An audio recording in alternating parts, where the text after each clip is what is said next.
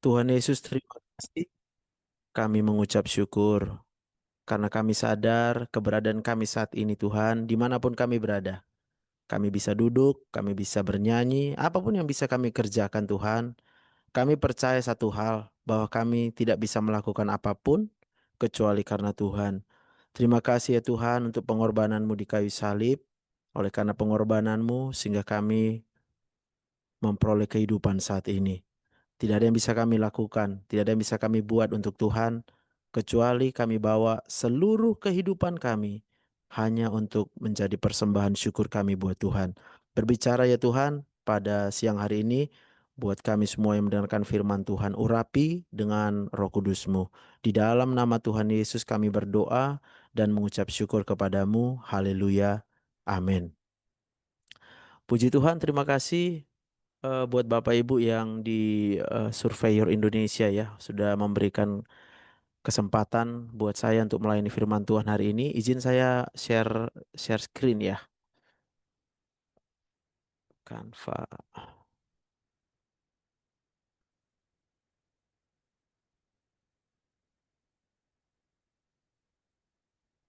Udah kelihatan ya layarnya ya. Baik, puji Tuhan. Eh apa yang mau saya bicarakan hari ini adalah tentang keinginan, keinginan, kemauan ya. Apa yang kita mau? Ekspektasi ya. Kita expect apa dari hidup ini? Dan mungkin belum banyak yang mengerti, belum banyak yang tahu bahwa setiap ekspektasi itu berpotensi dua hal.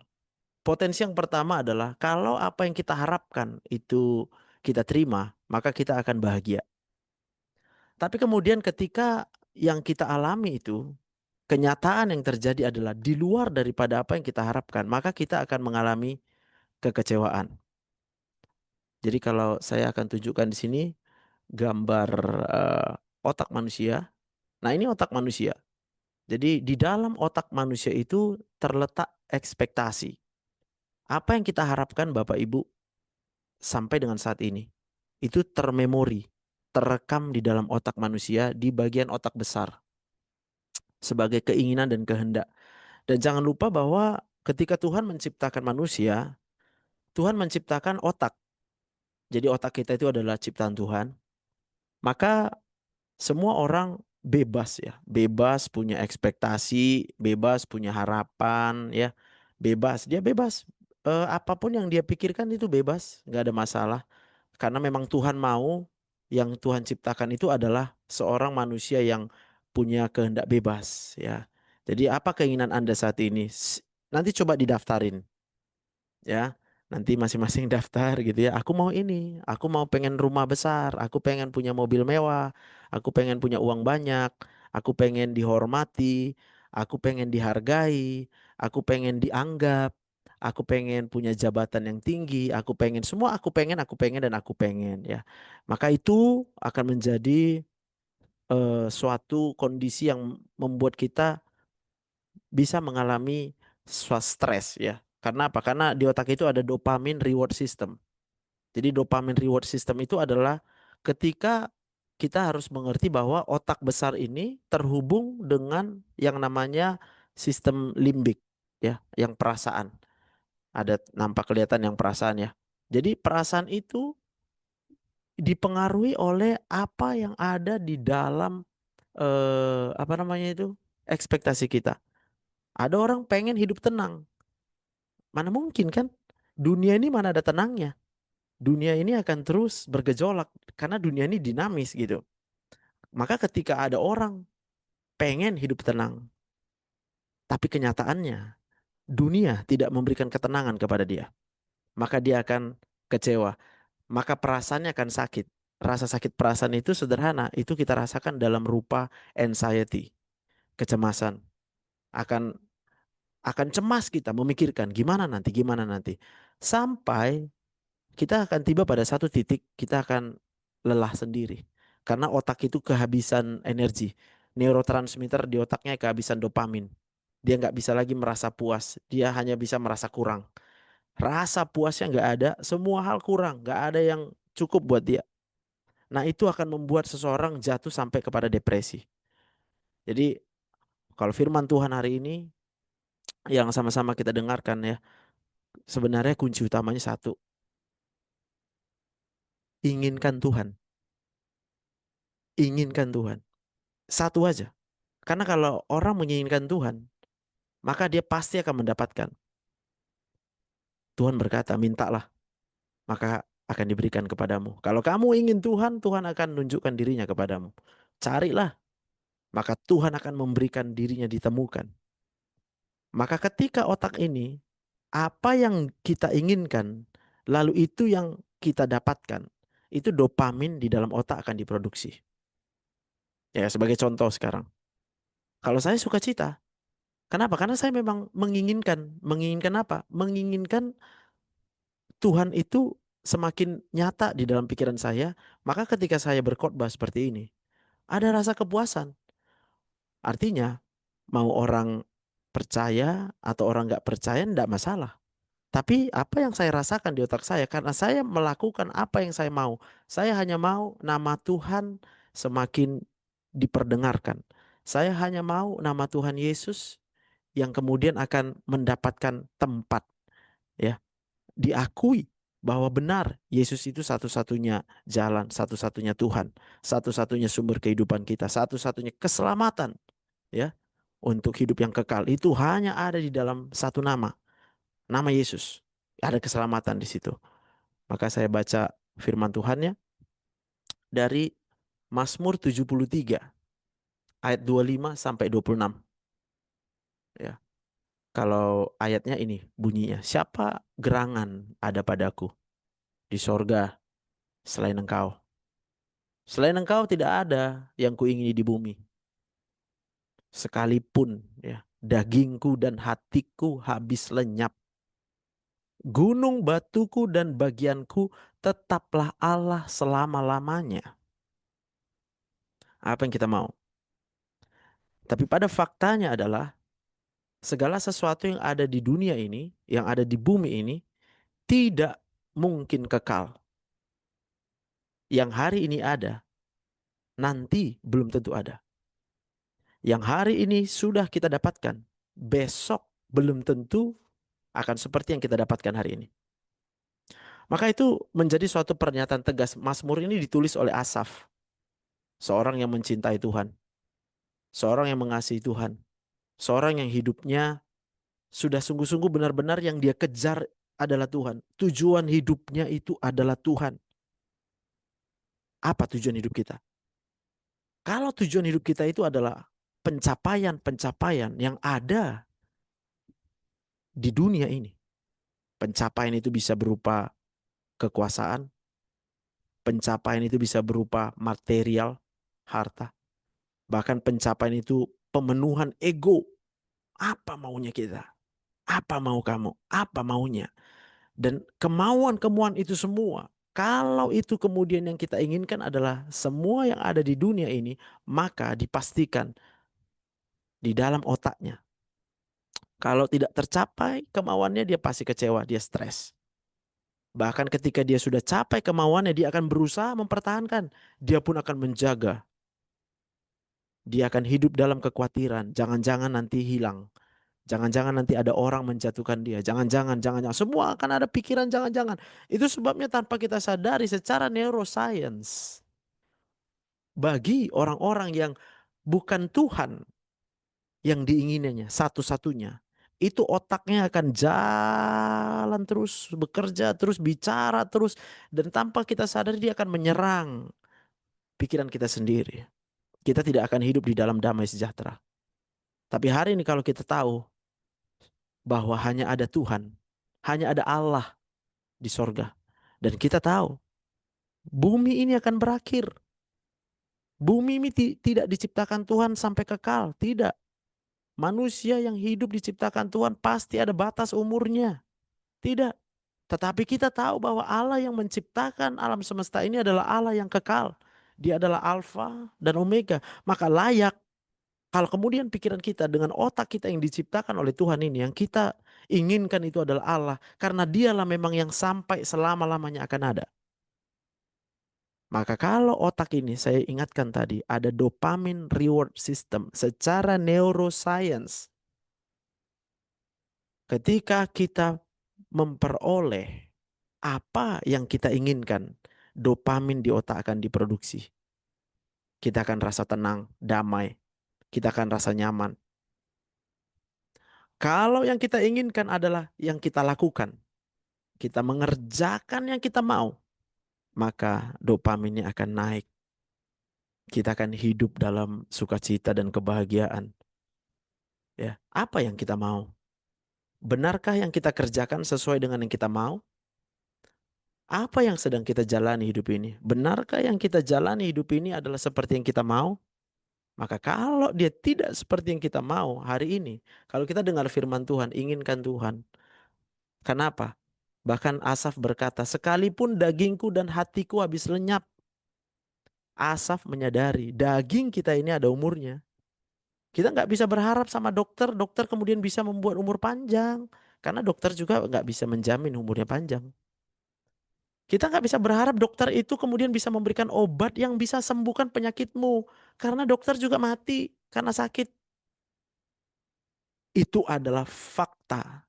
Dan kita nggak bisa berharap banyak. Karena memang kita hanya manusia yang diciptakan oleh Tuhan.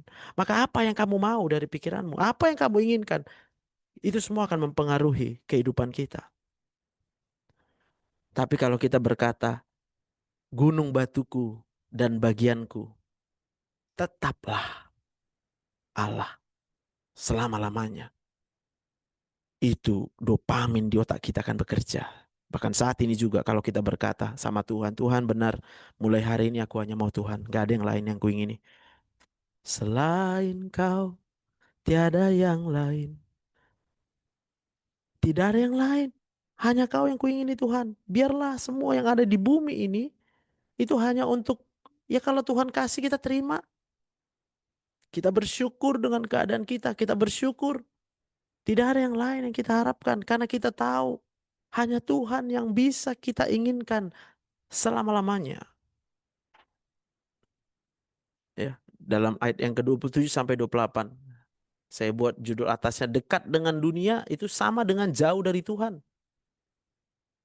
Maka dia akan kehilangan dopamin. Karena tidak ada yang kekal di dunia. Tidak ada kuasa di dunia ini yang bisa menyelamatkan. Nah, ini akan menimbulkan anxiety dan depression. Kita hidup dalam kecemasan, gangguan psikosomatik. Ya nggak ada endingnya. Endingnya itu hanya ada di dalam satu nama. Nama Yesus. Tidak ada. Kalau kita punya uang, kita mungkin akan berobat ke sana kemari. Tapi saya mau katakan, seberapa banyak pun uangmu, sampai berapa banyak, itu hanya akan dipakai terus-menerus selama masih ada uangnya, kita akan berobat terus. Kita akan minum obat terus. Nah, ketika minum obat kita akan rasa senang, kita akan rasa sehat. Tapi ketika kemudian kita sendiri bosan melakukan pengobatan, kita bosan ketemu dokter, bahkan kita sakit hati, uang yang kita cari capek-capek, kita habisin hanya buat berobat. Itu akan menimbulkan kekecewaan yang baru dan itu yang akan menimbulkan anxiety dan depresinya. Apa katanya dalam ayat 27 sampai 28? Sebab sesungguhnya siapa yang jauh daripadamu akan binasa. Ini dia. Kalau yang di otak kita itu adalah dunia. Kalau yang di pikiran kita itu adalah duniawi. Kekayaan-kekayaan, kekuasaan, jabatan. Bahkan tanpa sadar kita pikir masa depan anak kita. Kita pikirkan itu. Oh, anakku harus sukses. Anakku harus berhasil. Itu yang di pikiran kita. Itu yang menjadi keinginan kita. Saya mau katakan kita pasti akan anxiety dan depresi.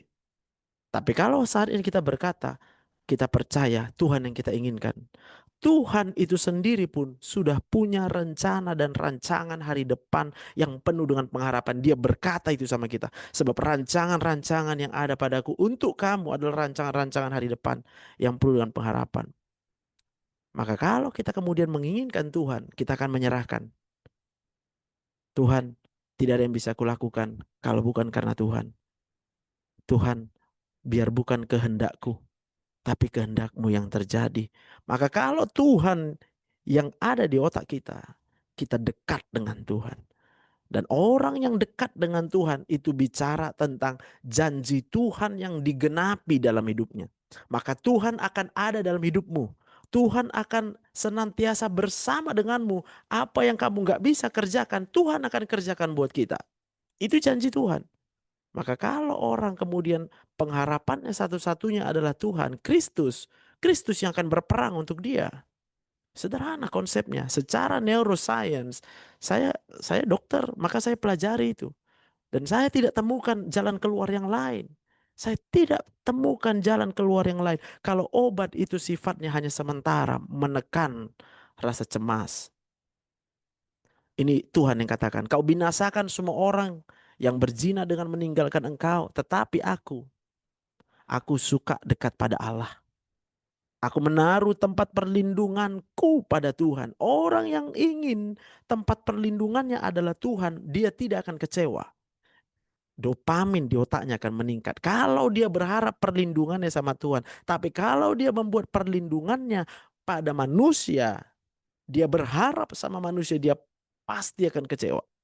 Kalau dia berharap harta kekayaannya bisa melindungi dirinya, hari-hari ini kita melihat harta kekayaan tidak cukup kuat untuk melindungi seseorang. Hari-hari ini bahkan kita bisa melihat dan menyadari harta dan kekayaan tidak bisa menjamin keselamatan kita untuk hidup yang kekal. Maka ini menjadi sesuatu yang harus tegas di dalam pikiran kita. Jangan mencela-mencela. Satu hari kita mungkin bisa bilang enak aku ke gereja. Saya mau katakan Anda enak ke gereja belum tentu karena yang Anda inginkan Tuhan. Karena kalau kita pergi ke gereja, ada gereja yang bagus, bagus banget itu, musiknya bagus ya, pengkhotbahnya ganteng gitu ya. Ketika otak manusia mendengarkan musik yang bagus, dia akan rasa nyaman, damai. Tapi bukan karena Yesus masuk ke otaknya. Maka pulang dari gereja dia akan sama aja. Sama seperti datang. Datang suntuk, pulang ya suntuk juga. Kalaupun nggak suntuk sikit-sikit lah. Tapi besoknya masuk Senin, masuk Selasa habis sukacitanya. Tapi kalau orang yang keinginannya hanya satu yaitu Tuhan Yesus di dalam otaknya. Tidak ada yang lain. Sukacitanya akan tetap untuk selama-lamanya. Tetapi aku suka dekat pada Allah, aku menaruh tempat perlindungan pada Tuhan Allah supaya dapat menceritakan segala pekerjaannya. Maka orang-orang yang dekat dengan Tuhan, ceritanya akan berubah.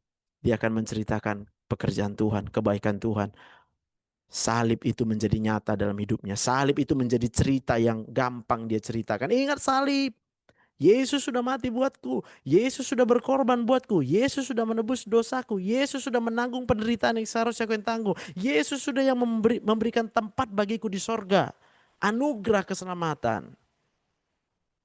1 Timotius 6 ayat 9. Saya akan tutup di 2 ayat ini. Tetapi mereka yang ingin kaya terjatuh ke dalam pencobaan. Pengen kaya. Ke dalam jerat dan ke dalam berbagai-bagai nafsu yang hampa. Dan yang mencelakakan, yang menenggelamkan manusia ke dalam keruntuhan dan kebinasaan. 1 Timotius 6 ayat 9. Saya yakin dan percaya kalau ini adalah kita. Seberapa kecil pun keinginan kita akan kekayaan, Anda saat ini akan tergugah hatinya. Akan terusik, agak oyong sedikit nanti itu. Ada yang debar-debar. Ada yang mendengarkannya kayak keringat dingin gitu. Ada yang kayak jadi sedih baca ayat ini. Jadi secara neuroscience ya, kalau orang yang ingin kaya ini ya, aku nggak kelihatan tulisan di tempatku.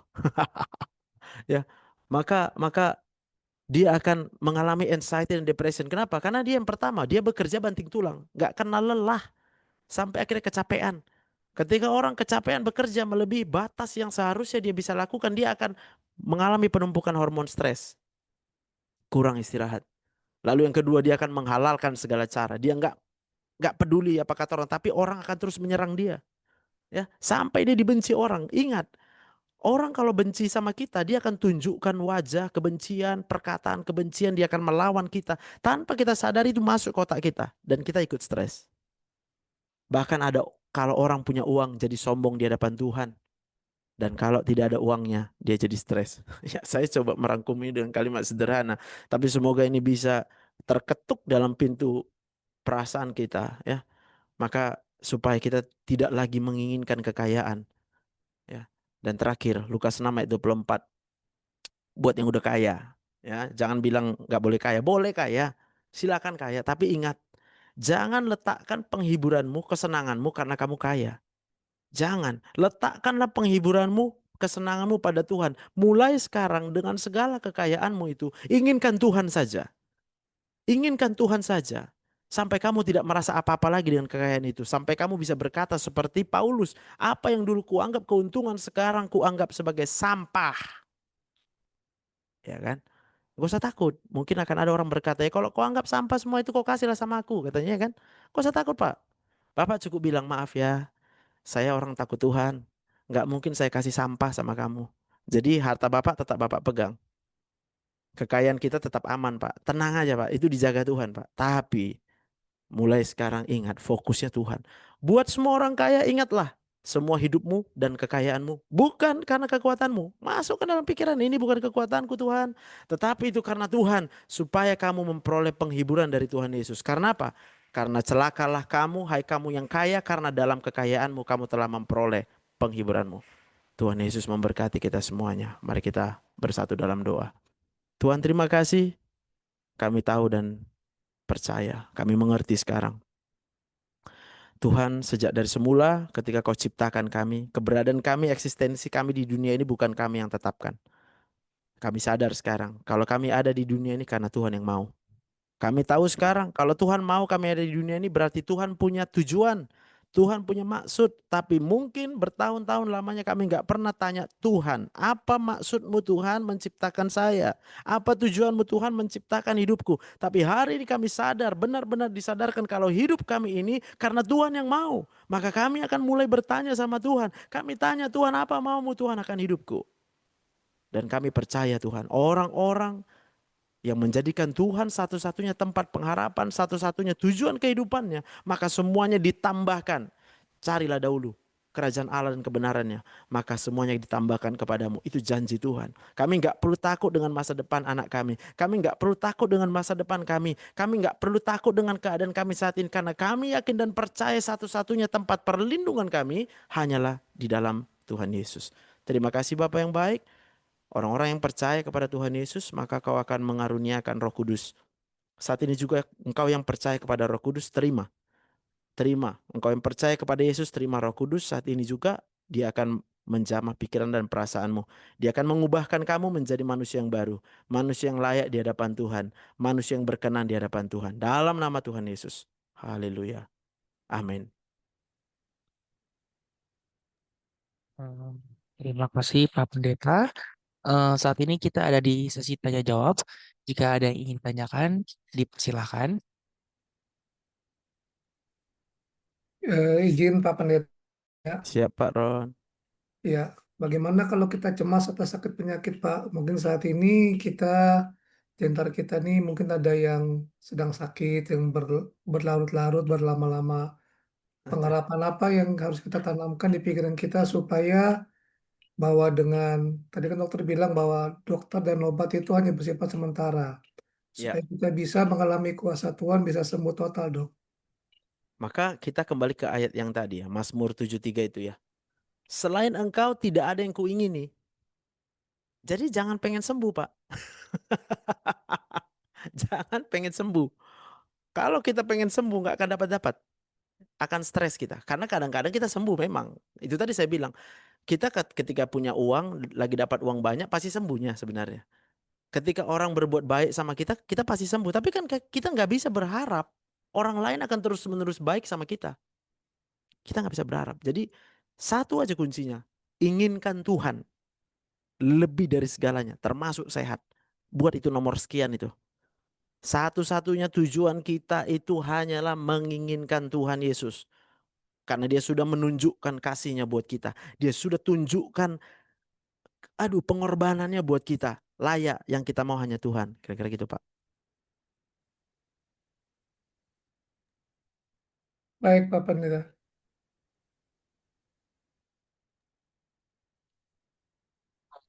Ada lagi Bapak Ibu yang ingin ditanyakan?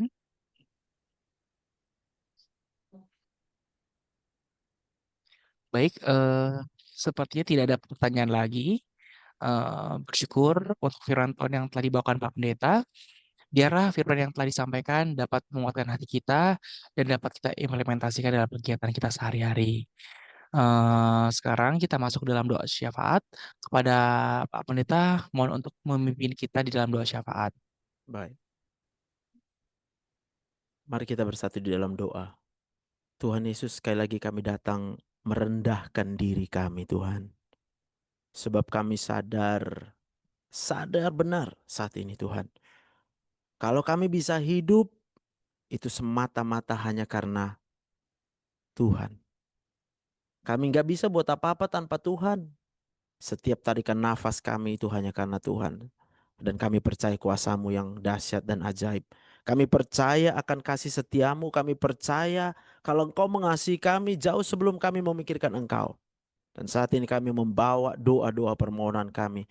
Karena kami percaya hanya Engkaulah satu-satunya sumber pengharapan kami. Tapi kami sadar juga kami tidak mau memanipulasi Tuhan. Kami tidak mau seolah-olah kami kejar Tuhan, tapi yang kami minta adalah apa yang kami inginkan. Saat ini kami berkata, biar bukan kehendak kami, tapi kehendak-Mu yang terjadi, Tuhan. Kami berdoa ya Tuhan, yang pertama buat perusahaan PT Surveyor Indonesia.